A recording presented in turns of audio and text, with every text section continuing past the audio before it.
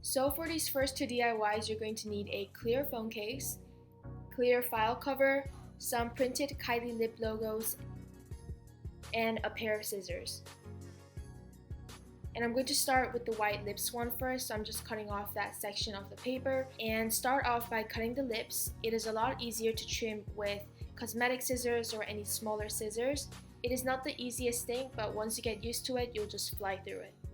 So I cut 12 here, but I ended up cutting 5 more later because I needed more.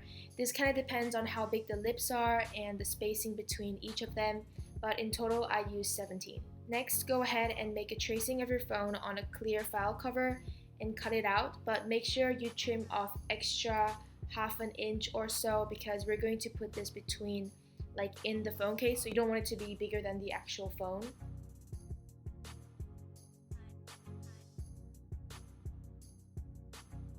And once it fits, cut off a hole for the camera lens. It doesn't have to be perfect because we're not going to be sticking any lips on that area. Then taking a double-sided tape, I stuck little pieces of those on the back of each lips.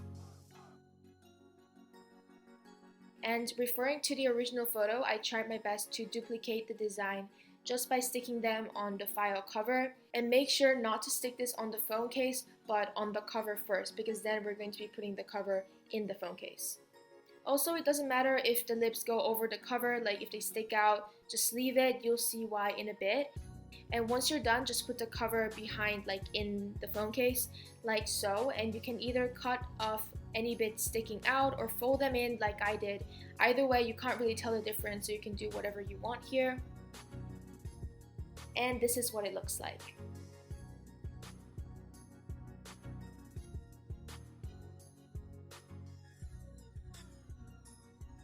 Then for the colored lip phone case, I just did the same thing with different lips, obviously. So same steps, but you can select whatever lips you want to put on the phone case.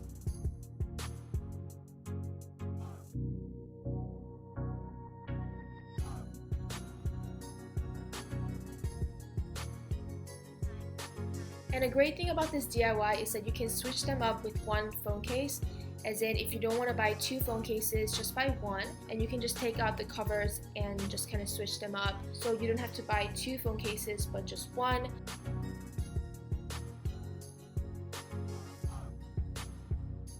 Now with the dripping phone case, I basically just freestyle drew on the drips with a Sharpie on the black phone case that I got.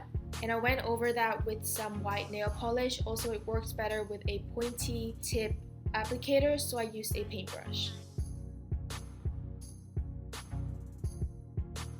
And I did a few layers, and as you can see, it's quite bumpy. So when I was buying this phone case, because it was in this little box, I didn't realize the surface of the phone case is actually quite bumpy on its own, and the material kind of reacted badly with the nail polish. It kind of lifted it up, if you know what I mean. So it got all bumpy. So make sure when you do this, you use a plastic phone case, because that's going to ensure the nail polish to go on a lot smoother.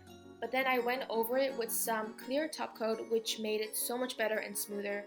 And even if you used a plastic phone case, applying top coat will help the nail polish stay on a lot longer, so make sure you don't skip that step. Then of course we gotta let it dry. It actually takes 24 hours for nail polish to fully dry, especially with thicker layer. So just leave it somewhere safe until it dries, and once they're dry, they'll be ready to go.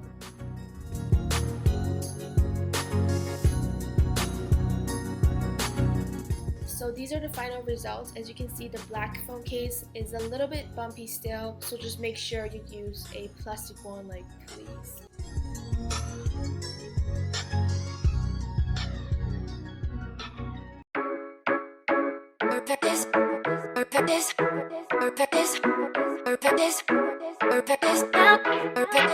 Mountains in the way.